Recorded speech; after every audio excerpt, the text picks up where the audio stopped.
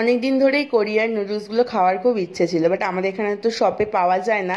But Flipkart গ্রসারিতে না available, তো সেদিনকে অর্ডার করেই ফেললাম। তো 3 প্যাকেট আনা হয়েছিল, ভাই 1 প্যাকেট খেয়েছে বুঝলে। ভাই না নুডলস খেতে খুব ভালোবাসে, বাট ভাই না একটু ভালো লাগেনি, মানে ভাই লিটারালি খেতে পারেনি, ফেলে দিয়েছে। তাই ভাবলাম আমি তো খেতে পারবোই না, ওই জন্য খাবো বলে ফেলে রেখেছিলাম নুডলসটাকে। তো সেদিনকে ভাবলাম পড়ে আছে, ট্রাই করেই ফেলি।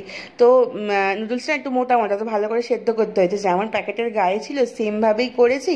শুধু একটুখানি আমি কড়াইতে তেল দিয়ে একটুখানি রসুন কুচি আর একটু লঙ্কা কুচি দিয়েছি। আর একটা ভেতরে এরকম প্যাকেটের একটা মশলা ছিল, আর একটা এরকম অয়েল টাইপ ছিল, লাল লাল।